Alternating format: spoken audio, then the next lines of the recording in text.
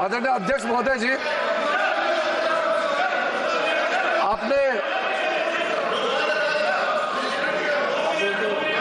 आपने कई इस सदन के मेंबर्स को इस महत्वपूर्ण बिल में उन्होंने जो नोटिस दिया उसको एडमिट करके बोलने का मौका दिया। सबसे पहले तो मैं इनका नोटिस क्यों स्टैंड नहीं करते हैं और जो भी पॉइंट उन्होंने यहाँ ऑब्जेक्शन के तौर पर रेज किया यहाँ उसको एडमिट क्यों नहीं करना चाहिए, मैं संक्षेप में बताना चाहता हूँ। उसके बाद जितने भी इश्यूज आज यहाँ उठाए गए हैं उसको मैं आपके अनुमति से विस्तार से एक एक पॉइंट का मैं जवाब देना चाहूँगा। और मैं ये मानता हूँ, विश्वास है कि मेरे बात को ध्यान से सुनने के बाद अंत में इन्होंने जो भी आशंकाएं व्यक्त किए हैं या गलत तरीके से यहाँ बातें बताया गया है, सब चीज को मैं दूर करूंगा। और मैं सिर्फ उम्मीद ही नहीं, यकीन है कि इस बिल के बारे में सब कुछ जानकारी प्राप्त करने के बाद इस हाउस के जितने मेंबर्स हैं सब इस बिल को समर्थन जरूर करेंगे। सबसे पहले अध्यक्ष महोदय जी, इन्होंने कॉम्पिटेंसी का मुद्दा यहाँ उठाया। मैं पूरे जिम्मेदारी के साथ आपके माध्यम से सदन को बताना चाहता हूँ, इस बिल में जो भी प्रावधान है आर्टिकल 25 से लेकर के 30 तक किसी रिलीजियस बॉडी का जो फ्रीडम है उसमें कोई हस्तक्षेप नहीं किया जा रहा है, ना ही संविधान का किसी भी अनुच्छेद का इसमें उल्लंघन किया गया है। और अब सुप्रीम कोर्ट का एक केस का मैं हवाला देना चाहूंगा, Brahmachari versus state of west Bengal. इसमें सुप्रीम कोर्ट ने क्लियरली रिलीजियस डिनोमिनेशन के बारे में रूलिंग दिया गया है और उस रूलिंग के तहत वक्फ board doesn't fall within the purview of Article 25 and 26 of the Constitution of India. दूसरा सर, इसमें हमने जो ब्रॉड बेस किया है, किसी का हक छीनना तो बात छोड़ दीजिए, जिनको हक नहीं मिला है उनको हक देने के लिए ये बिल लाया गया है।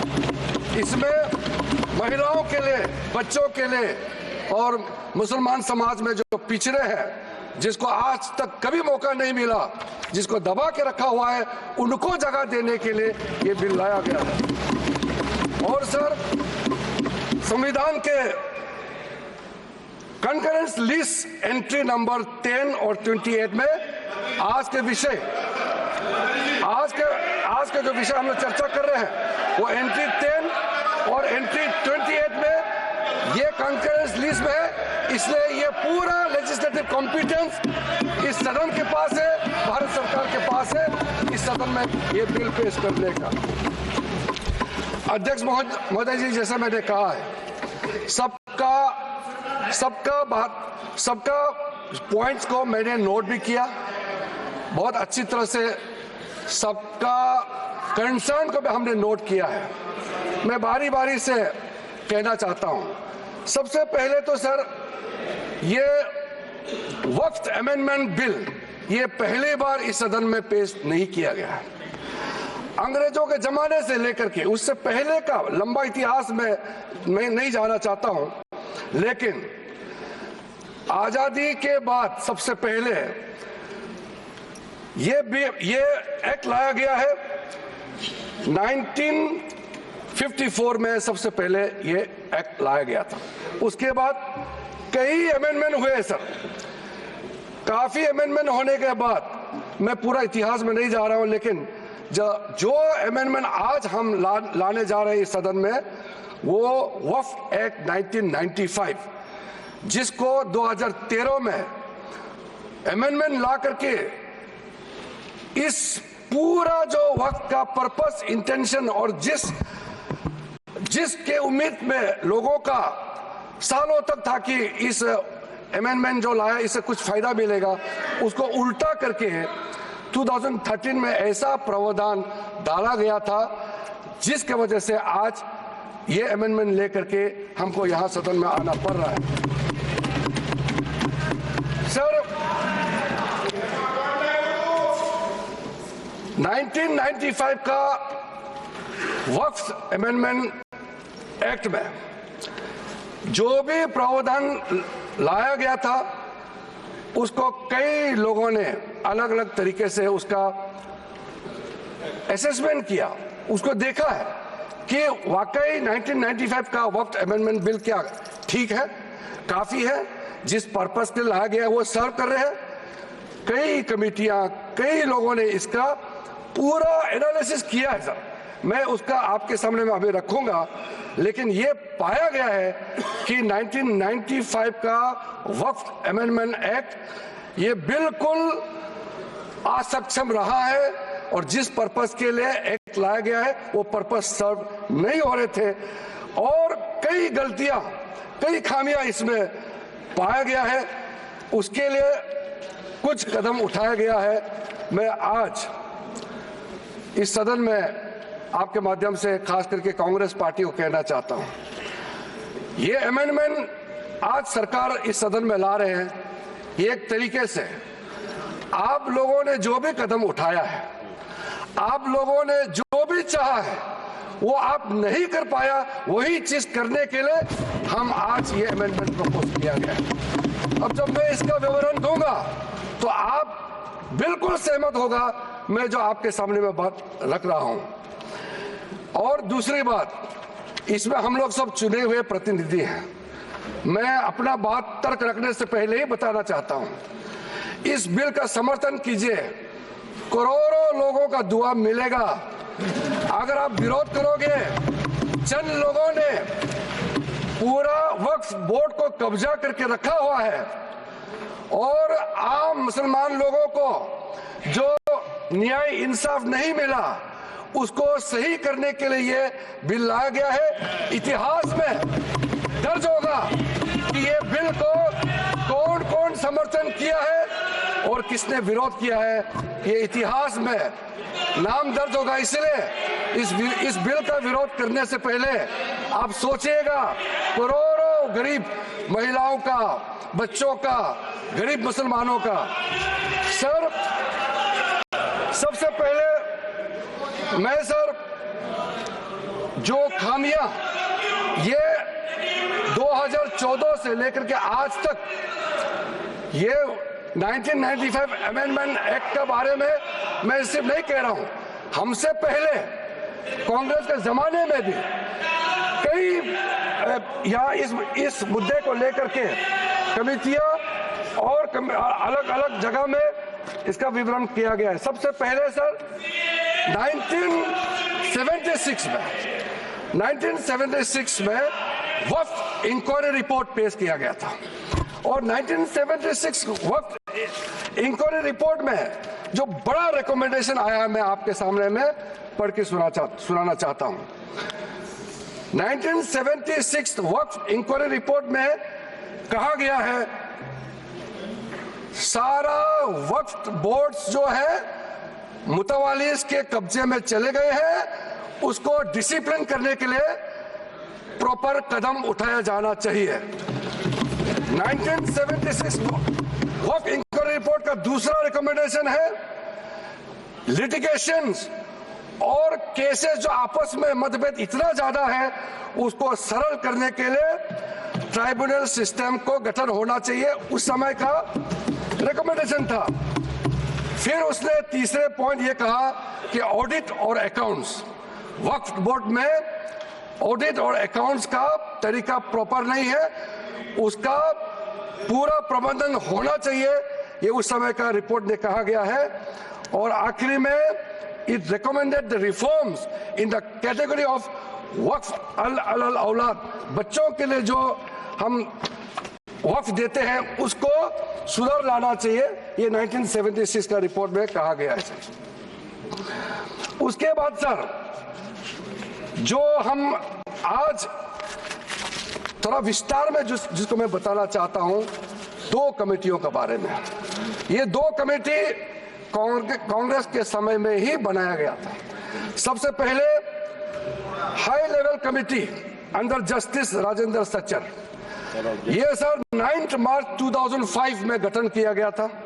यूपीए का सरकार आ चुके थे और ये स्पेसिफिक मुसलमानों के लिए, उनके वेलफेयर के लिए ये गठन हुआ। और सच्चर कमेटी का जो रिपोर्ट है ये हम सब मालूम है। मैं सिर्फ रेलेवेंट पोर्शन आज इस सदन में बताना चाहता हूं। सच्चर कमेटी का जो पहला रिकमेंडेशन है, इसमें कहा गया है एनुअल इनकम जितना वक्फ बोर्ड का प्रॉपर्टीज है 4.9 लाख रजिस्टर्ड वक्फ प्रॉपर्टीज, ये सिर्फ 163 करोड़ ही आमदनी जनरेट होता है। ये किसी भी रूप से जस्टिफाई नहीं किया जा सकता है और इसको एफिशिएंट तरीके से, मार्केट तरीके से, जिस तरीके से मैनेज होना चाहिए सारा वक्फ प्रॉपर्टी को, अगर सही माने में उस समय उन्होंने कहा, उस सच्चर कमेटी ने, तो उस समय 12,000 करोड़ रुपया पर एनम मिलता है और उस समय जनरेट हो रहा था 162 करोड़। लेकिन मैं साथ साथ ये भी कहना चाहता हूं, क्योंकि वो कमेटी की रिपोर्ट है और मैं माइनॉरिटी अफेयर्स का मंत्री होने के नाते जो हम लोगों ने स्टडी किया है, टोटल 8,72,320 वक्फ प्रॉपर्टीज हमारा जो वामसी जो पोर्टल है उससे पूरा डिटरमिन नहीं किया जा सकता है, लेकिन उसका मार्केट वैल्यू सच्चर कमेटी ने जो कहा है उससे कई गुना अधिक होने का संभावना है। ये एक आम अंडरस्टैंडिंग की बात है, सबको मालूम है वक्फ के पास कितना प्रॉपर्टी है, वक्फ बोर्ड के पास, और कितना आमदनी है। दूसरा सर, सच्चर कमेटी का रिकमेंडेशन, सच्चर कमेटी ने, आप यूपीए का समय में ही आपने कमेटी का रिपोर्ट एक्सेप्ट किया, उसमें कहा गया कि अभी जो मौजूदा वक्फ बोर्ड है उसको ब्रॉड बेस किया जाना चाहिए। जो लोग मेंबर होते हैं, जो लोग इस कमेटी में, जिस वक्फ बोर्ड में है, उससे काफी नहीं है, इसलिए इसका ब्रॉड बेस होना चाहिए, रिप्रेजेंटेशन ज्यादा होना चाहिए। ये सच्चर कमेटी का रिपोर्ट का पहला नंबर पॉइंट है। इसमें सर दो महिला सेंट्रल वक्फ काउंसिल और स्टेट वक्फ बोर्ड में होना चाहिए, ये भी सच्चर कमेटी का ही रिकमेंडेशन है। सेक्रेटरी जो होते हैं सेंट्रल वक्फ काउंसिल का, वो joint secretary level government of India का उस स्तर का ऑफिसर होना चाहिए। उसमें अंडर सेक्रेटरी का जूनियर ऑफिसर लेवल जो बनाया है, उसको आप रैंक को ज्वाइंट सेक्रेटरी लेवल तक उसको उठाना चाहिए। ये उसी कमेटी का रिपोर्ट में आया है। और जो स्टेट में वक्फ बोर्ड है उसमें क्लास 1 ऑफिसर होना चाहिए। सच्चर कमेटी ने सीधा ये कहा है कि प्राथमिकता महिलाओं और बच्चों को दिया जाना चाहिए। हम आज का जो बिल आपके सामने में पेश कर रहे हैं, ये उसी सच्चर कमेटी का रिपोर्ट के अनुसार सेम पर्सन हम यहाँ आपके सामने में लाया जा रहा है। और आपको तो खुश होना चाहिए, ये कमेटी आपने बनाया सर। ये सर हमने शांति से इनकी बात सुना। अध्यक्ष महोदय जी, ये सीनियर मेंबर है, इस तरह से बीच में उठ के बोलना ठीक बात नहीं है, आपको तो नियम मालूम है सर। दूसरा कमेटी, जॉइंट पार्लियामेंट्री कमेटी, जो जॉइंट पार्लियामेंट्री कमेटी कॉन्स्टिट्यूट किया गया है, जिसका अध्यक्षता के रहमान खान जी, तो उस समय कैबिनेट मिनिस्टर भी रहे, माइनॉरिटी अफेयर्स मिनिस्ट्री का भी मंत्री रहा है, उनके डिप्टी स्पीकर भी रहा, डिप्टी चेयरमैन राज्यसभा में रहा है, और उन्हीं के अध्यक्षता में पूरा पार्टी के सदस्य हमारा भारतीय जनता पार्टी से भी मेंबर थे। उस जेपीसी में सर सीधा वक्फ बोर्ड के बारे में कहा गया है, कोई इंफ्रास्ट्रक्चर ठीक तरीके से नहीं है, वहां मैन पावर टोटली इनसफिशिएंट है, इनकम्पिटेंट है और फंड इतना कम है, सही मैनेज नहीं किया गया है। इस तरीके से वक्फ बोर्ड नहीं चल सकता है। दूसरा, मुतवालीस के बारे में कहा है कि लगता है सारा वक्फ बोर्ड का ध्यान किसको मुतवाली बनाना है और उसको कैसे हटाना है इसी में केंद्रित है, इसलिए इसका प्रावधान को हटाना चाहिए। फिर कहा गया है डॉक्यूमेंट, महत्वपूर्ण डॉक्यूमेंट जितने भी हैं उसको प्रॉपर से मेंटेन करने का भी प्रावधान वक्फ बोर्ड में नहीं है, उसको किया जाना चाहिए। और वक्फ बोर्ड मौजूदा जितना है देश भर में उसको फिर से सर्वे होना चाहिए और गरीब मुसलमानों के लिए और वक्फ बोर्ड का अपना अंदर में सही चीज का, चाहे वो लीगल मैटर हो और कोई भी चीज हो, उसका एक्सपर्ट्स, लॉयर्स, वहां उनका एक्सपर्ट लोगों का और भी लोगों को अंदर लाने का जरूरत है ताकि वो ज्यादा चुरुस्त दुरुस्त हो सके। जॉइंट पार्लियामेंट्री कमेटी का और सजेशन है टोटल वक्फ बोर्ड को कंप्यूटराइजेशन करना चाहिए, डेटाबेस को सेंट्रलाइज करना चाहिए और म्यूटेशन रेवेन्यू रिकॉर्ड में होना चाहिए जितना भी वक्फ बोर्ड का प्रॉपर्टी है। ये सचर कमेटी ने और ये जॉइंट पार्लियामेंट्री कमेटी ने रिकमेंड किया। और सर आप सबको भी एक बार वो कमेटी का रिपोर्ट मैं आपको ही दे देता हूं ताकि आप भी पढ़े फिर से। और सर टोटल जो 1995 वक्फ एक्ट को फिर से मजबूती से रीलुक करना चाहिए, ये जॉइंट पार्लियामेंट्री कमेटी का ही रिपोर्ट है। और एक आपने अपॉइंट किया, अब देखिए जॉइंट पार्लियामेंट्री कमेटी का मेंबर, आपको मैं मेंबर का नाम भी दे देता हूं, चेयरमैन का तो नाम मैंने बता दिया, आपका वरिष्ठ नेता थे, आपने अपॉइंट किया। ये सारा रिकमेंडेशन आज आप तो हमको शाबाशी देना चाहिए, जो आप नहीं कर पाया वो हम ला रहे हैं सदन में। सारा का सारे प्रॉब्लम्स, सारा का सारा सजेशन ये उस समय सबको मालूम कर चुके हैं। इसलिए सर राहुल जी कन्विंस हो गए, ये मनी मन में सब कन्विंस है, ये राजनीतिक दबाव में अपोज कर रहे हैं, अंदर अंदर सब लोग समर्थन दे रहे हैं, ये मुझे मालूम है अध्यक्ष महोदय जी। सर राहुल गांधी सहमत होकर जा रहे हैं। राहुल गांधी जी तो अभी बाहर निकले हैं लेकिन सहमत देकर के गया है कि हम जो कह रहे हैं सही कह रहे हैं।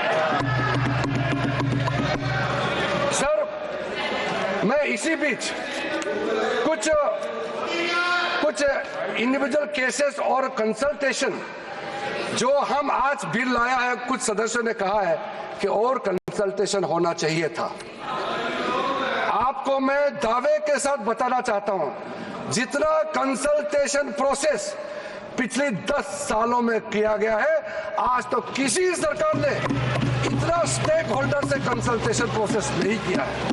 मैं आपको बताऊंगा अभी, आप सिर्फ शांति से सुनिए सर। मैं फिर से कहता हूं, जो संविधान का हवाला दे करके बिल का जो पर्पस को, मंशा को गलत धारणा दे करके मिसलीड करना चाहता है, मैं फिर से कहना चाहता हूं सर, अगर कोई भी बोर्ड हो या कोई भी इंडिविजुअल हो, अगर कुछ काम ऐसा करता है जिसको कोर्ट में रिव्यू करना है, तो इसमें सर गलत बात क्या है? अगर ट्राइब्यूनल का फैसला गलत है, अगर उसमें कोर्ट में अपील करने का प्रावधान देते हैं, उसमें गैर संवैधानिक कैसे हो गया ये बताइए आप अगर तर्क रखते हैं तो आप उसका जस्टिफिकेशन भी देना पड़ेगा सर। अगर सर ऐसे केसेस में अभी बताने वाला हूं कि कितने सालों तक वक्फ बोर्ड में बैठे वाले लोग आपस में तालमेल करके और ट्राइब्यूनल में मैटर दे देते हैं और ट्राइब्यूनल अपने तरीके से या पेंडिंग रख देते हैं या दूसरे तरीके से फैसला देते हैं। इसका चैलेंज आप किसी अदालत में नहीं कर सकते हैं सर। लोकतंत्र में भारत जैसा महान देश में क्या ऐसा व्यवस्था इतने सालों तक चलना चाहिए सर? वो गुमराह करे, वो ऐसा तरीका बनाया इन्होंने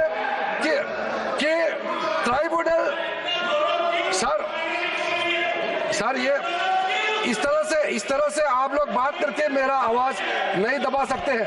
सच्चाई सुनना पड़ेगा आपको, क्योंकि सर तरीका ऐसा बनाया कि ट्राइब्यूनल का जजमेंट का रिव्यू नहीं हो सकता है। कितने कोर्ट में पेंडिंग है वो मैं आपको बताऊंगा। सर दूसरा इन्होंने संविधान का हवाला दिया सर, इन्होंने संविधान का बार बार हवाला दिया। हमारा देश के अंदर में कोई भी कानून, कोई भी स्पेशल लॉ, सुपर लॉ नहीं हो सकते हैं। संविधान से ऊपर कोई कानून नहीं हो सकते। लेकिन आप सर इसमें प्रावधान देखिए, इस 1995 का वक्फ एक्ट में ऐसा प्रावधान है जिसका बाकी कानून के ऊपर में ओवरराइडिंग इफेक्ट था सर। क्या ऐसे कानून हमारे देश में होना चाहिए? सर जो मैं यूएई के बारे में बताना चाहता हूं, जब हमारा देश का विभाजन हुआ, यहां से जितना मुसलमान पाकिस्तान गए उनका भी प्रॉपर्टी था, और पाकिस्तान से जितना हिंदू भारत में आए उनका भी प्रॉपर्टी काफी वहां थे।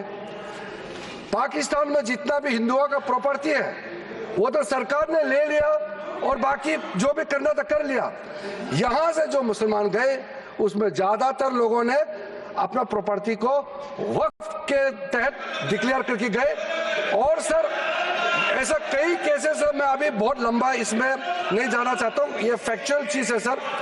मैं ये कहना चाहता हूं कि ठीक है, आपका जमीन है, आप किसी को क्या करना चाहता है मैं उसको नहीं कह रहा हूं। मैं इसी बात को कहना चाह रहा हूं कि अगर किसी ने अपना विल, अपना डीड दिया है, अपना जो मनसा को साफ किया है, अगर उसका लाभ मुसलमान महिला या मुसलमान बच्चे को अगर लाभ नहीं मिलता है तो क्या सरकार चुपचाप बैठना चाहिए सर? ये हमारा दायित्व है, ये इस सदन का दायित्व है कि गरीब महिला कोई भी हो, चाहे हिंदू हो, मुसलमान हो, सिख, ईसाई, बौद्ध, पारसी और जैन, कोई भी हो, ये इस सदन का दायित्व है कि न्याय दिलाने के लिए अगर कोई कमी है तो पूरा करना चाहिए। और आज हम सर, आज जो ये अमेंडमेंट बिल लेके आ रहे हैं उसमें सारा प्रावधान रखा गया है। उसमें एक मैटर मैं बोलना चाहता हूं, लॉ ऑफ लिमिटेशन में क्या कहते हैं सर, इसमें ऐसा प्रावधान था जिसको हम हटा रहे हैं आज के इस अमेंडमेंट के जरिए। लॉ ऑफ लिमिटेशन में ऐसा था पुराने कानून में कि इतने साल तक आप अगर कोई अपील नहीं किया, या उस समय उसका कुछ बीच में कुछ घटना हो गया, या पुराने बहुत साल हो गए, आप लॉ ऑफ लिमिटेशन तो होना चाहिए ना सर, कहीं सीमा तो होना चाहिए। लेकिन इन्होंने ऐसा किया कि मान लो कोई खड़ा होकर कहेगा कि 500 साल पहले मेरा बाप दादा का इस जगह में कोई कार्यक्रम चलता था, नमाज पढ़ा था, या किसी ने कुछ किया है, सिर्फ एक बात बताने पर पूरा वो जगह को वक्फ प्रॉपर्टी डिक्लेयर किया जाता था। ऐसा नहीं कर सकते। लॉ ऑफ लिमिटेशन भी इसी संसद ने बनाया है, और लॉ ऑफ लिमिटेशन को भी ओवरराइड कर दिया था ये 1995 वक्फ एक्ट ने सर। तो ये कैसे हो सकता है कि एक ऐसा कानून इस देश में कैसे हो सकता है कि बाकी जितना कानून को ऊपर में चढ़ जाता है और उसका ओवरराइडिंग इफेक्ट होता है? ऐसा हो नहीं सकता। हम कैसे एक्सेप्ट किया है इतने सालों तक? तो ये सर एक अच्छा समय है जो गलती किया है। ठीक है, इंसान से गलती हो जाते हैं, और पार्टियों ने भी गलती किया होगा, कांग्रेस पार्टी ने, बाकी पार्टी ने। आज सुधरने का समय है, तो हम सुधर रहे हैं। गलतियां हुई हैं, लेकिन जो सुधरते समय कम से कम आप विरोध ना करें सर। और sir section 108 special provision under vacate property act 1950, उसको सर हम लोग हटा रहे हैं, क्योंकि ऐसा सेक्शन हमारा देश का किसी कानून में, किसी भी स्टैट्यूट बुक में नहीं रहना चाहिए सर। उसके बाद उसके बाद मैं कुछ ऐसा इश्यूज पे जाना चाहता हूं जिससे हमारे सारे सदन को सुन करके उनको कन्विंस होगा सर। सर आप सर इनको तो चुप करे, बीच बीच में इस तरह का कहना, सीनियर मेंबर है सर। अब हम सर बड़ा विषय पे जाना चाहता हूं सर। ये हमने जो कंसल्टेशन का प्रोसेस किया है, मैं पुराने दिनों के बारे में नहीं कह रहा हूं, 2014 के बाद कितने लोगों से, हजारों लाखों लोगों से, या तो मंत्रालय के ओर से जाके उनके साथ कंसल्टेशन किया, या वो रिप्रेजेंटेशन लेकर के मंत्रालय में आए और उनके बात को हमने सुना है सर। पिछले एक साल के अंदर में, पिछले सिर्फ एक साल के अंदर में online complaint 194 complaints related to encroachment and illegal transfer of work land एक साल के अंदर में, और 93 complaints against Waqf board officials and 279 एक जनरल कंप्लेंट, ये ऑनलाइन हमारे पास में पोर्टल में आया है। उसके बाद सर आज सर ये एक समुदाय का बात मुसलमानों को गुमराह करके यहां बात रखा जा रहा है। कल देर रात तक मेरे पास में मुसलमानों का डेलीगेशन आते रहा और हमसे पहले भी कितने लोग मिले हैं, और इसको आप ये सोचते हैं कि क्या सर ये क्या बोहरास कम्युनिटी का संख्या कम है, इसके लिए ये महत्व नहीं देंगे क्या सर? अहमदिया ये कम संख्या है, इसलिए क्या उनका सोच, उनका प्रॉब्लम्स का नजरअंदाज करेंगे सर? सर आगा कहानी संख्या कम है, क्या उसके बात को नहीं सुना जाना चाहिए सर? एक कम्युनिटी डोमिनेशन करके अगर छोटे छोटे लोगों को कुचल देंगे तो फिर हम इस सदन में बैठ करके हम न्याय कैसे दे सकते हैं? इसलिए ये एक तरफा आवाज उठा करके पूरा मुसलमान के नाम से ये लोग एक तरफा, ये कुछ चंद लोगों का आवाज यहाँ आज बुलंद कर रहे हैं इस सदन में सर। सर जो वक्फ बोर्ड के बारे में कई लोगों ने जिक्र किया है, लेकिन प्राइवेटली इसमें भी कई ऐसा नेता है जो मुझे आके कहा है कि देश में जितना स्टेट वक्फ बोर्ड है सब माफिया लोगों ने कब्जा कर लिया है। ये बहुत लोग कह रहे हैं, आज सदन में नहीं कह रहे हैं, सदन में अपना अपना पार्टी का दबाव या किसी के डर से या वोट बैंक का चक्कर से नहीं बोल रहा है, मगर प्राइवेटली हर एक मुसलमान आकर के कहता है। नाम मत बताना, नाम तो हम बताएंगे नहीं सर। मैं आप लोगों का पॉलिटिकल इश्यूर में खराब नहीं कर दूंगा। कौन सा एमपी ने मुझे आके बताया कि पार्टी विरोध कर रहा है लेकिन अंदर से हम साथ दे रहे हैं, मैं नाम नहीं लूंगा। मैं नाम लेकर के इन एमपी साथियों का पॉलिटिकल करियर को मैं बर्बाद नहीं करूंगा सर। सर कंसल्टेशन का जहां तक आता है सर, सबसे पहले बस हो गया सर। कंसल्टेशन हमने कई लेयर्स में कंसल्टेशन किया है सर, ऑफिशियल लेवल में, पॉलिटिकल लेवल में, स्टेट गवर्नमेंट का रिप्रेजेंटेटिव से, और इंडिविजुअल लेवल में बहुत वाइड कंसल्टेशन देश भर में हम लोगों ने किया है सर।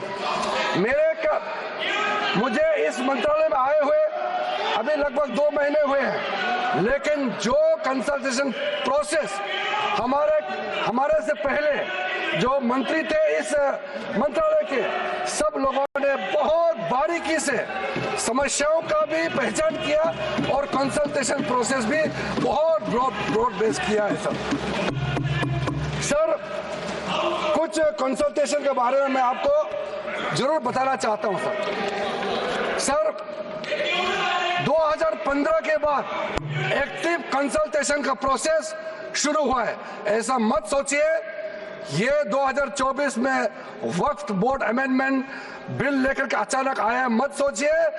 ये मैं आपको बताने वाला कितना एक्सटेंसिव एक्सरसाइज कंसल्टेशन करके आज ये बिल आपके सामने में पेश कर रहे हैं सर। इसमें सर अलग अलग समुदाय के जितना मैंने नाम लिया सर, अहमदियास है, बोहरास, पसमंदास, आगा खानीज, वुमेन रिप्रेजेंटेटिव्स और जितने पिछड़े मुसलमानों के अंदर में सबसे लेकर के 19 स्टेट और यूनियन टेरिटरी के वक्फ बोर्ड के चेयरमैन, सीईओस और उनके और भी ऑफिशियल रिप्रेजेंटेटिव सबसे बात शुरू किया है सर।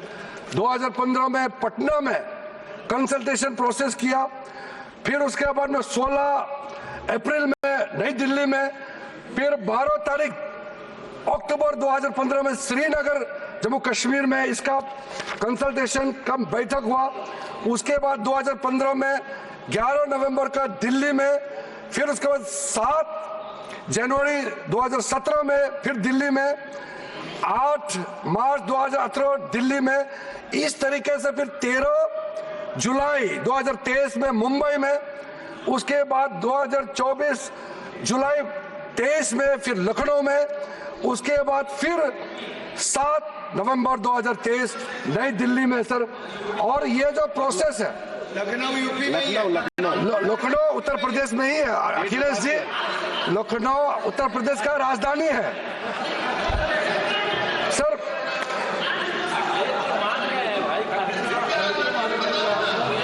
आप मुख्यमंत्री रहे हैं वहां सर। सर 2023 जो लेटेस्ट कंसल्टेशन जो हुए हैं, मैं थोड़ा सा इसके बारे में बताना चाहता हूं। इसमें सर जनरल पब्लिक जो आम मुसलमानों के साथ चर्चा हुई, क्योंकि हमारा मंत्रालय ने खुले मन से कहा कि इंडिविजुअल लेवल में भी आपका कोई इश्यू है, आप आ सकते हैं, आप बात रख सकते हैं, मंत्री के साथ मुलाकात कर सकते हैं और अधिकारियों के साथ आप मिल सकते हैं। उस समय सर मुंबई में representative from the general public के साथ साथ और भी ऑफिशियल से हमारी बैठक हुई और उसमें स्टेट वक्फ बोर्ड को इंप्रूव करने के लिए और कदम क्या क्या उठाना चाहिए उसका सुझाव वहां में आया। लखनऊ में जब बैठक हुई, लखनऊ में उत्तर प्रदेश स्टेट वक्फ बोर्ड के जो बाकी टॉप लेवल से भी सबसे बात हुई, चेयरमैन, सीईओ और आम लोगों से भी वहां सुनवाई हुई और वो भी बहुत एक्सटेंसिवली वहां बात हुई। और वहां ये वामसी पोर्टल आपके जो इंफॉर्मेशन वगैरह जितना हम शेयर करते हैं, ये सब के बारे में, वक्फ बोर्ड के प्रॉपर्टी के बारे में, कैसे उसका यूटिलाइजेशन होना चाहिए, कैसे मेंटेनेंस होना चाहिए, सारा चर्चा हुए। रिकमेंडेशन दिए कि ये अमेंडमेंट का जरूरत है, आपके लखनऊ से भी रिकमेंडेशन आया है। उसके बाद सर दिल्ली में मंत्री जी का अध्यक्षता में जो सेंट्रल वक्फ काउंसिल का चेयरपर्सन होती है, उनकी अध्यक्षता में यहाँ दिल्ली में बैठक हुए, विज्ञान भवन में बैठक हुए और उसमें काफी इश्यूज है जो मैंने आपके सामने में रखा। सारे के सारे इश्यूज उसी दौरान हर स्टेट, मैं अधिकारी का नाम नहीं बताऊंगा मगर मैं स्टेट का नाम जरूर बताना चाहता हूं। आंध्र प्रदेश से आए, आप सुनने का क्षमता रखेंगे तो मैं तो, आप लोगों ने इतना सवाल किया, मुझे तो लगता है कि कम से कम 3 घंटा मुझे बोलना चाहिए, इतना आप लोगों ने गलत धारणा यहाँ में फैलाया है। सर आंध्र प्रदेश, असम से, बिहार में सुन्नी वाला आए, दिल्ली का, गुजरात, हरियाणा, हिमाचल प्रदेश, जम्मू कश्मीर, कर्नाटका, मध्य प्रदेश, महाराष्ट्र, उड़ीसा, पंजाब, राजस्थान, तमिलनाडु, त्रिपुरा, तेलंगाना, उत्तराखंड और उत्तर प्रदेश का शिया और उत्तर प्रदेश सुन्नी दोनों इस बैठक में पार्टिसिपेट किया। और पूरा डिटेल में ये जो आज हम अमेंडमेंट बिल लेके यहाँ आए हैं, ये सारे चीजें आपके हर एक स्टेट का जब आपका प्रतिनिधि आए, सभी ने ये कंसर्न रेज किया है और उसी को एड्रेस करके आज आपके सामने में मैं लेखा जोखा पेश कर रहा हूं सर। और सर मैं आपको ये भी बताना चाहता हूं कि ये जो वक्फ बोर्ड के बारे में आप जो बचाने का इतना जो कोशिश कर रहे हैं, इनका खिलाफ पूरा मुसलमान समाज के अंदर में वक्फ बोर्ड का जो मैनेजमेंट है और ट्राइब्यूनल के खिलाफ भी कितना आक्रोश है आपको अंदाजा नहीं है। इसमें सर इंडिविजुअल केसेस, मैं कुछ केसेस आपको सामने मैं जरूर बताना चाहूंगा ताकि वो दर्द आप भी महसूस करें। सर जो कुछ केसेस मैं आपके सामने में लाना चाहता हूं वो आप सबको जानना चाहिए एक इंसान होने के नाते। सबसे पहले तो अहमदियाज की ओर से कई रिप्रेजेंटेशन जो मेरे पास आए हैं, हमारा मंत्रालय में जो है उसमें खास करके स्टेट वक्फ बोर्ड कर्नाटका, केरला, तेलंगाना और तमिलनाडु, यहाँ से जो रिप्रेजेंटेशन आया है वो हमारा सेंट्रल वक्फ काउंसिल में भी केस है और नेशनल कमीशन फॉर माइनॉरिटीज यहाँ में भी इस केस को दर्ज किया गया है और वो चल रहा है, इसलिए मैं उस पर डिटेल में अभी मैं कहना नहीं चाहता हूँ।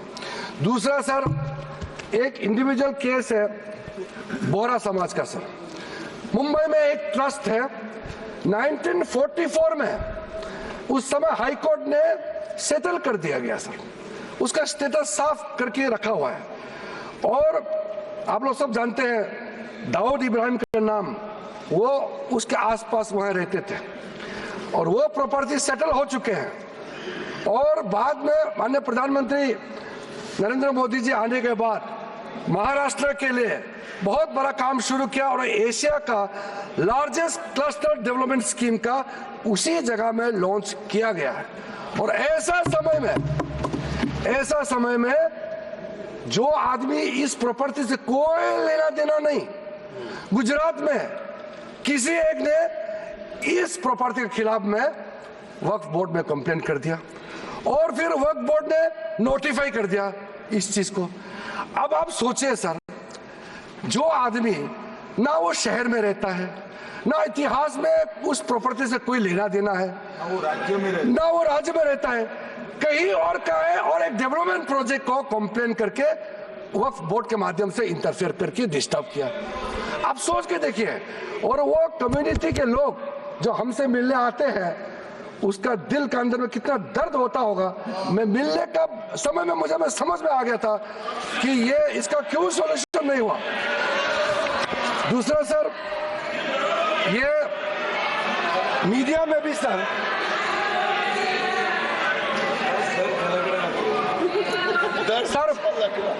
मीडिया के अंदर में काफी चर्चा हुई है ये केस जो मैं आपको बताने वाला हूं। तमिलनाडु के अंदर में तिरुचेंतुराई इन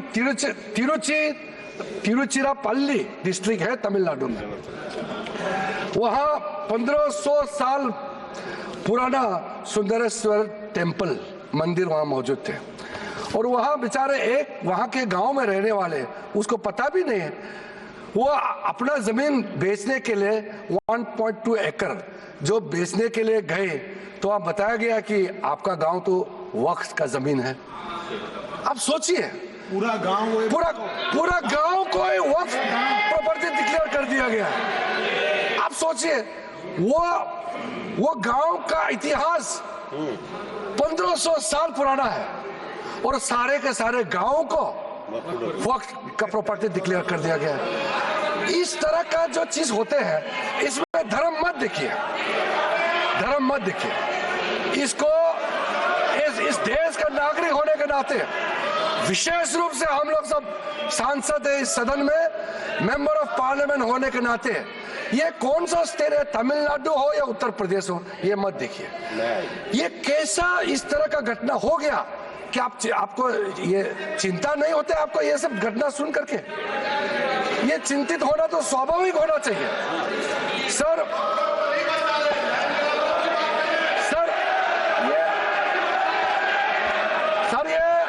ये सुन नहीं पा रहे हैं और विषय को भटकाने के लिए तरह तरह का बातें यहाँ किया जा रहा है। सर सूरत म्युनिसिपल कॉर्पोरेशन के बारे में सोचिए, ये सब कोई प्राइवेट लैंड तो है ही नहीं।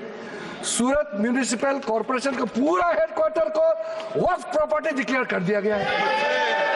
आप सोचिए सर, ये कैसे कर सकता है? आप सोच सकते हैं क्या? देखिए, मैं बाय डेफिनेशन मैं एक बौद्ध हूं, मैं हिंदू भी नहीं हूं, मैं मुस्लिम भी नहीं हूं, मैं क्रिश्चियन भी नहीं हूं, लेकिन मैं सब धर्म को मानता हूं। लेकिन इसको आप लोग बार बार धर्म को लेकर के मत देखिए।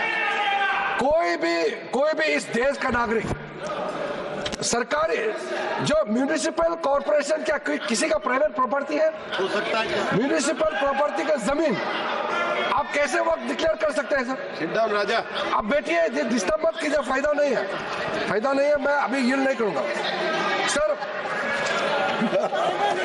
मैंने शांति से आप लोगों का बात सुना है सर। कर्नाटका स्टेट का तो कमाल है सर। आप सुनिए ध्यान से। कर्नाटका स्टेट का 2012 में कर्नाटका माइनॉरिटी कमीशन का रिपोर्ट का सुनिए। जो रिपोर्ट मेरे सामने में आए हैं 2012 में कर्नाटका स्टेट माइनॉरिटी कमीशन के रिपोर्ट में कहा गया कि कर्नाटका वक्फ बोर्ड ने 29,000 एकर्स ऑफ लैंड को कमर्शियल पर्पस में कन्वर्ट कर दिया। और इसको अगर आप हिसाब किताब करोगे तो आप समझ सकते हैं। लेकिन सबको मालूम है वक्फ प्रॉपर्टी को किस पर्पस में आप इस्तेमाल कर सकता है। ये रिलीजियस पर्पस के लिए, चैरिटेबल पर्पस के लिए और पायस पर्पस के लिए यूज कर सकते हैं। लेकिन आप मनमानी कर रहे हैं। तो एक कर्नाटका स्टेट वक्फ बोर्ड का इतना मनमानी कर रहे थे तो कम से कम बाकी तो नहीं सही, कम से कर्नाटका से जितना कांग्रेस एमपी तो कम से कम बोले ना इसमें। ये आंखों के सामने में इतना बड़ा घपला हो रहा है सर। एक इंडिविजुअल केस फिर मैं साइड करना चाहता हूं। डॉक्टर बारिये बुशरा फातिमा का केस सर, ये लखनऊ का है अखिलेश जी। ये चिंता नहीं करो। और ये शायद आप मुख्यमंत्री थे तो उस समय ये आपको किसी ने बताया नहीं क्या? बेचारे वो महिला अपने बच्चे के साथ में किस मुश्किल हालात में जी रहे हैं, किस मुश्किल हालात में जी रहे हैं। लेकिन अगर हम वक्फ बोर्ड का जो अभी सिस्टम है अगर अमेंडमेंट नहीं किया गया तो जो प्रॉपर्टी इनका पिताजी जो अगर गुजर जाएंगे तो ये सारा प्रॉपर्टी उसको और उसको बच्चे को नहीं मिलेंगे। तो क्या हम इंटरवेन नहीं करना चाहिए ऐसे समय में? उनको इंसाफ देने के लिए क्या हमको कदम नहीं उठाना चाहिए? तो इसीलिए सर ये इसमें आप धर्म को मत जोड़िए, इंसाफ की नजर से देखिए सर। गलत काम करेगा तो उसका खिलाफ कार्रवाई होगा सर। और सर मंत्रालय ने ये सारा पोर्टल को गति शक्ति इकोसिस्टम के साथ हम लोगों ने इंटीग्रेट करने का पॉलिसी प्रोसेस शुरू कर चुके हैं सर। एक बहुत महत्वपूर्ण जो मैं कहते हुए मुझे अच्छा लग रहा है, अब जो नया बोर्ड होगा सर, सेंट्रल वर्क काउंसिल और स्टेट वर्क बोर्ड होगा, इसमें महिलाओं का रिप्रेजेंटेशन अनिवार्य हो गया है। महिला इसमें रहेंगे और इसमें मुस्लिम महिला और जितना अलग डिनोमिनेशंस है, बोहरास, आगा खानीस और अदर बैकवर्ड क्लासेस अमंग्स मुस्लिम, इनको भी हमने बोर्ड में स्थान देने का निर्णय किया गया। अब हम लोग सब यहाँ मेंबर ऑफ पार्लियामेंट है। हमारा कॉन्स्टिट्यूंसी में हर धर्म के लोग हैं। अभी ये दादा बोल रहे थे कि मेरा कॉन्स्टिट्यूंसी में मुसलमान है क्या? मेरे कॉन्स्टिट्यूंसी में बहुत मुसलमान वोटर है। सो गए। इसको बताइए।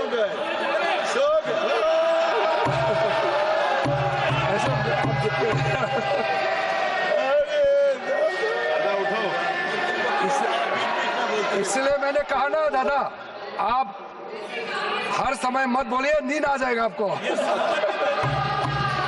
सर हम लोग सर जो महत्वपूर्ण बात मैं कहना चाहता हूं सर, मैं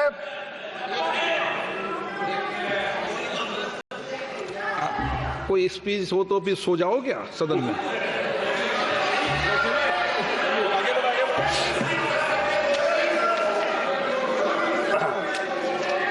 वो कल रात क्या कर रहे थे मैं नहीं पूछूंगा उसको।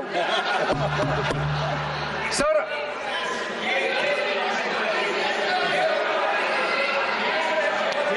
चेक कर लेंगे, चेक कर लेंगे, चेक कर लेंगे, पॉलिटिकल रिप्रेजेंटेशन चेक कर लेंगे। ब्रोदर, पॉलिटिकल रिप्रेजेंटेशन हमारे लिए जरूरी है। हो गया?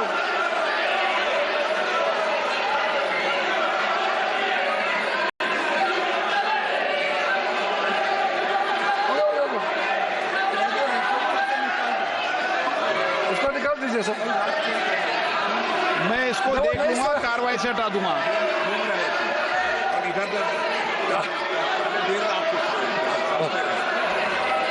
और आप लोग पढ़ रहे थे, किताब पढ़ रहे थे, मैं क्या कर सकता हूँ? मैंने उसको कार्रवाई से हटा दिया है। Please please.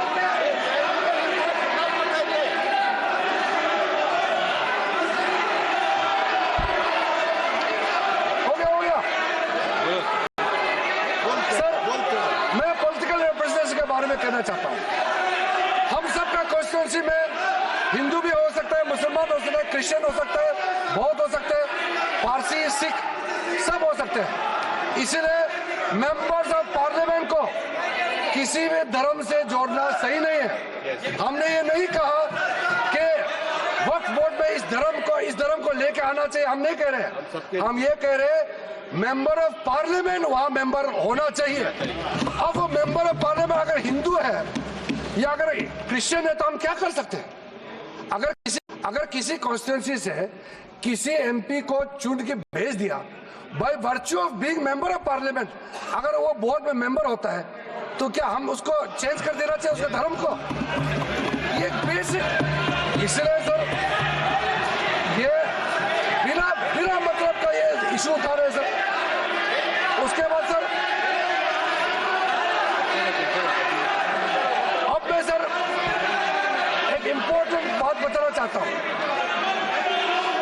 वक्त बोर्ड को अच्छा से चलाने के लिए वहां टैलेंटेड लोग चाहिए, जानकारी लोग चाहिए। ऐसे किसी को आप उठा करके किसी वक्त में मेंबर नहीं बना सकते हैं सर। इसके लिए जो रिकमेंडेशन हमको मिला है, हर कमिटी और जो जेपीसी से भी रिकमेंडेशन मिला है, मैं उसी को बता रहा हूं। Diversified talent pool, administrative skill वाला, जिसका अच्छा नॉलेज है, ऐसे लोगों को हम लोग बोर्ड में लाना चाहिए। अच्छे ऑफिसर्स को वक्फ बोर्ड को मैनेज करने के लिए उनको ऑफिसर के हिसाब से वहां नियुक्त होना चाहिए। ये सब बातें हमने रखा है, ये सारा आपका रिकमेंडेशन है। हम बार बार आपको बता रहे हैं, याद दिला रहे हैं, आपका रिकमेंडेशन है, इंप्लीमेंट हम कर रहे हैं, आपको समझ में नहीं आ रहा है। और सर खास करके जो बच्चे और महिलाओं के लिए हमने काफी ध्यान रखा है, ताकि कल को ये एक्ट पास हो जाने के बाद कोई मुसलमान बच्चे या महिला किसी तरीके से उनको इंसाफ मिलने से वंचित रह जाए, ऐसा नहीं होना चाहिए। इसके लिए ठोस प्रावधान हम लोगों ने यहाँ रखा गया है। और सारा जो वक्फ प्रॉपर्टी का जो प्रोसीड्स है, जो भी उसका इनकम होगा, ये सिर्फ मुसलमान कम्युनिटी का वेलफेयर के लिए ही खर्चा होगा। और हम चाहते हैं जब मुसलमान समुदाय को हम लाभ पहुंचाना चाहता है तो हम खास करके गरीब मुसलमान महिलाओं के लिए जो बैकवर्ड है उनके लिए हम कह रहे हैं, आप लोग का हाथ छोड़ेंगे तो आप लोग तो कभी भी इनको कोई मदद देने वाला नहीं है इतने सालों तक। इसलिए हमको ये प्रावधान करना पड़ रहा है। अंत में सर, आदरणीय प्रधानमंत्री जी ने जो स्लोगन दिया है, हमारे एक मंत्र इस सरकार का है, सबका साथ सबका विकास। और ये कह रहे हैं कि मैं मुसलमान नहीं हूं, इसलिए इस बिल में मुझे नहीं बोलना चाहिए। ये तो बहुत आपत्तिजनक वाला बात है। क्या कोई मंत्री बनने के लिए इस देश का किसी भी मंत्रालय को संभालने के लिए क्या पर्टिकुलर एक धर्म का जाति का होना चाहिए क्या? बार बार वो कह रहे हैं कि मैं मुसलमान नहीं हूं इसलिए मुझे नहीं बोलना चाहिए। ये बहुत गलत बात उन्होंने कहा। मैं इसका आपत्ति दर्ज करना चाहता हूं। सर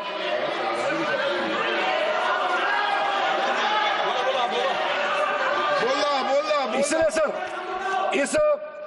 इस बिल को इस सदन में रखते समय मुझे बहुत ही खुशी तो मिल रही है, साथ साथ में एक भावना भी है मेरे मन में कि एक नॉन मुस्लिम, मैं खुद माइनॉरिटी हूँ, नॉन मुस्लिम हूँ, लेकिन मुसलमानों का वेलफेयर के लिए ये बिल रखने का मौका मिल रहा है। ये मेरे लिए एक सौभाग्य की बात है। आदरणीय प्रधानमंत्री जी का आशीर्वाद से इतना एक भला काम करने का जो मौका मिला है, ये हर आदमी को ये मौका नहीं मिलता है। इसलिए मैं अपने आप को मैं बहुत ही भाग्यवान मानता हूँ, क्योंकि हर रोज हम लोग काम करते हैं, इस सदन में बैठ करके 12 बजे तक रात तक हम लोग डिबेट डिस्कशन करते हैं। कभी कभी ऐसा मौका मिलता है जो सदियों तक याद रखेगा कि ऐसा काम किसी सरकार को, किसी मंत्री को बात रखने का मौका मिलता है। सर मेरे पास और भी पॉइंट बहुत है, लेकिन जैसे हमारे कांग्रेस के साथियों ने और कई लोगों ने भी रिक्वेस्ट किया है, मैं मानता हूं कि जो प्रमुख रूप से जो मुद्दा, जो ऑब्जेक्शन रेज किया गया, उसका हमने रिप्लाई कर दिया गया है। और बिल में जितना भी प्रावधान, जितना सेक्शन हमने या डिलीशन किया, एडिशन किया या अमेंड किया, सारे के सारे प्रावधान को हम उचित समय पर और विस्तार से आपके सामने में रखूंगा। ये मेरा आखिरी भाषण नहीं है। इसलिए आप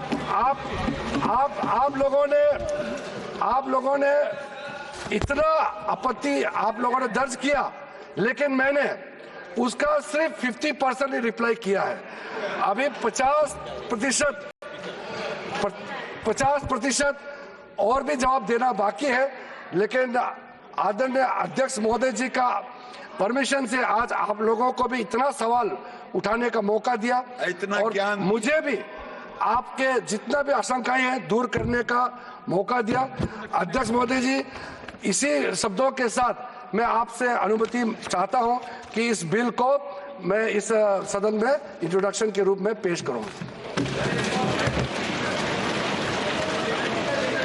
नहीं, माननीय सदस्य, जो सदस्यों की भावना है कि आप इस पर और डिटेल चर्चा करना चाहते हैं, इस विषय कुछ बोलना चाहते हैं आप? सर जैसे कि हम लोग बहुत ही ओपन माइंडेड, बहुत ही डेमोक्रेटिक तरीके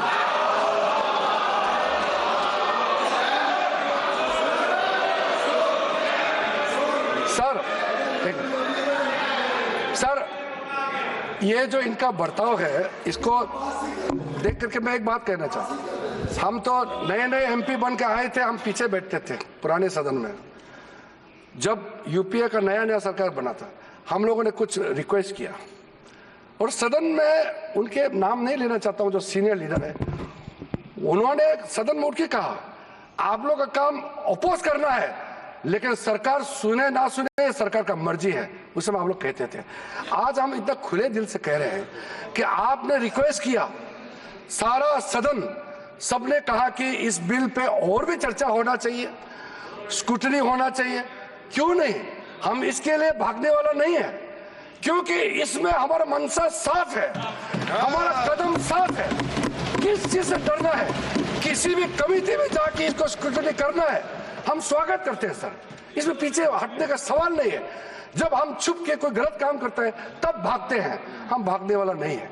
इसलिए अगर किसी कमेटी में जाना है, हम सर अपने सरकार की ओर से हम पक्ष रखना चाहते हैं कि ज्वाइंट पार्लियामेंट्री कमेटी गठन करके इस बिल को रेफर किया जाए, और फिर ऑल पार्टी अपने संख्या के हिसाब से वहां पे विस्तार से चर्चा करें, और स्टेक होल्डर से बुला करके जो भी सुनना है, आप इस कमेटी को अधिकृत रूप से यहां से आप पास कर दीजिए। और भविष्य में हम खुले मन से इस तरह का आपका सजेशन हम जरूर सुनेंगे, लेकिन देश के लिए जो सही है हम जरूर करेंगे। इसी बातों के साथ आपको बहुत बहुत धन्यवाद देना चाहता हूं। प्रश्न ये कि विधेयक को पुनर्स्थापित करने की अनुमति प्रदान की जाए। जो सदस्य इसके पक्ष में आ गए, जो सदस्य विरोध में ना गए, मेरे विचार में निर्णय हाँ वालों के पक्ष में, हाँ वालों के अनुमति प्रदान किया दे। अब माननीय मंत्री जी विधेयक पुनर्स्थापित करें। Sir, I introduce the bill.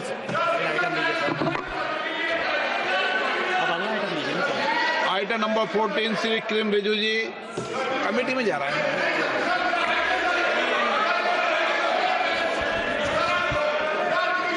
Sir, with your permission, I rise to move for leave to introduce the Mussalman Waqf Repeal Bill 2024.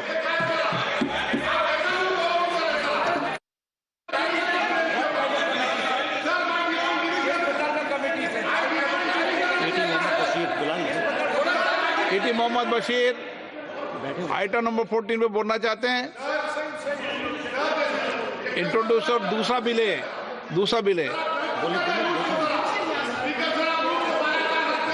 छोड़िए सर, अगला लीजिए, नेक्स्ट।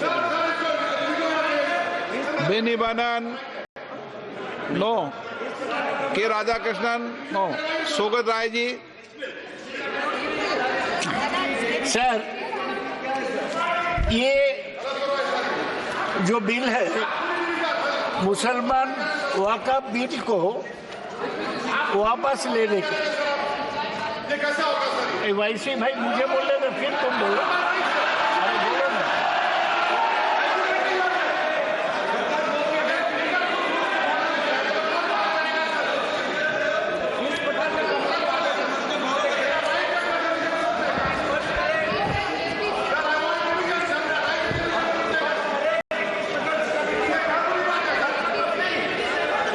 कोई बुरी बात नहीं। Sir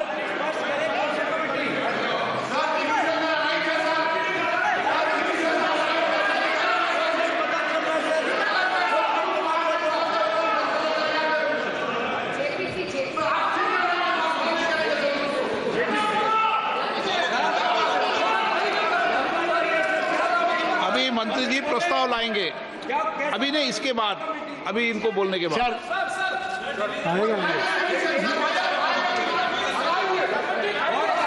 Sir, under Rule 72(1), I oppose the introduction of this bill on Mussalman. एक minute, अभी वह प्रस्ताव ला रहे हैं इस कमेटी में। ये बिल और वो बिल एक ही है।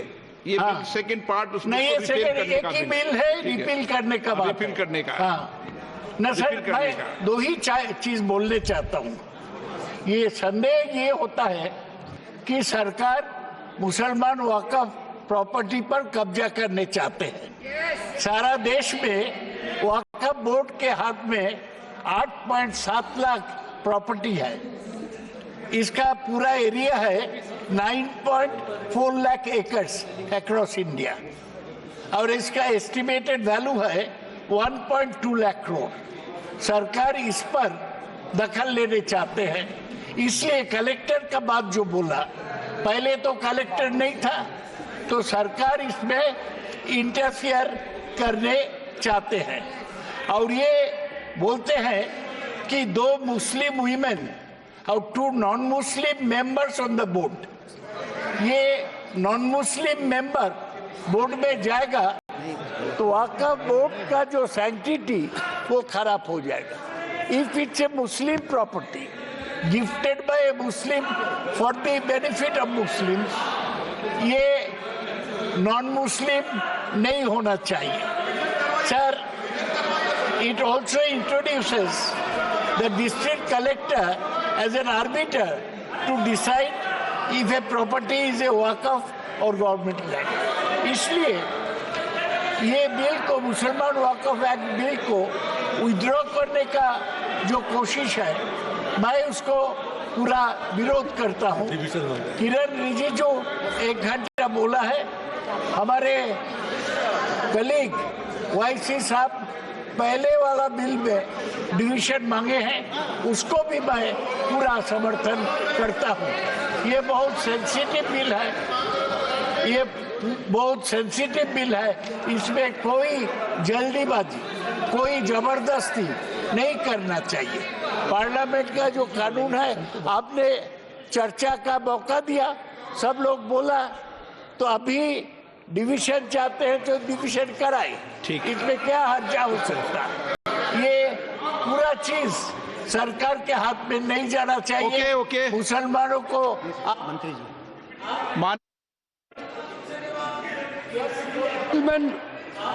जो एक्ट रिपील का मैं मूव किया है, मैंने मूव कर चुके हैं। जो 1923 मुसलमान वक्फ एक्ट 1923 का रिपीलमेंट का, उसको तो रिपील कर ले। ओके, तो मैं इसमें ले लो बताऊंगा। आप जानना चाहते हो तो मैं बताऊंगा।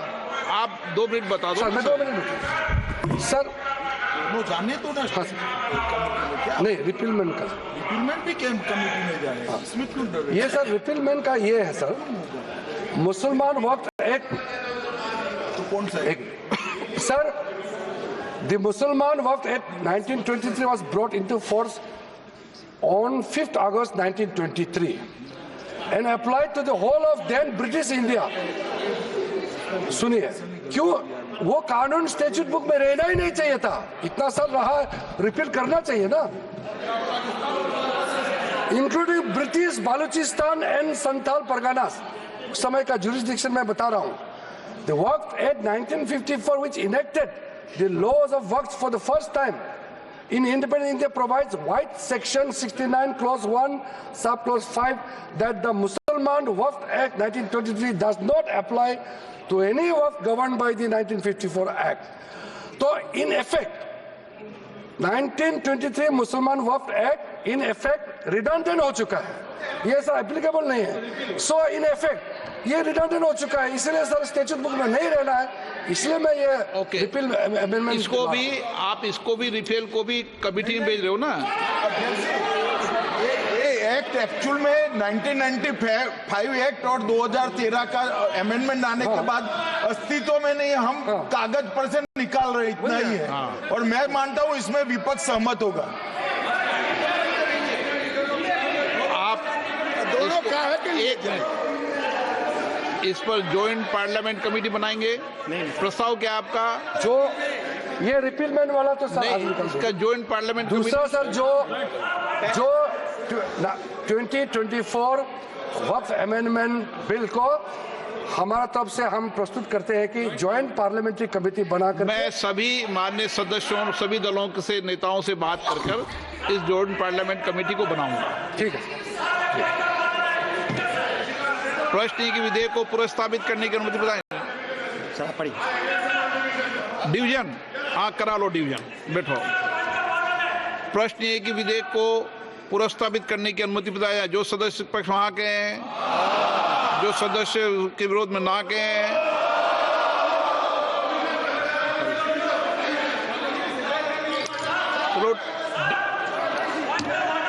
Point of order. मैं बिल को प्रस्तावित करता हूँ।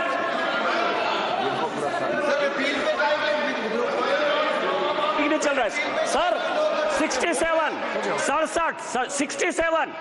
67 ये कहता है सर कि यदि 2 आइडेंटिकल बिल एक साथ हैं तो एक बिल को जो है सरकार वापस ले सकती है, ये रूल कहता है। इसमें कौन सा डिवीजन का बात है सर? आपका जो रूल है ये कह रहा है दोनों आइडेंटिकल बिल है।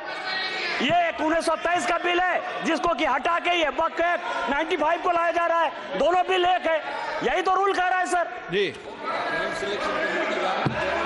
आप बोल रहे हैं।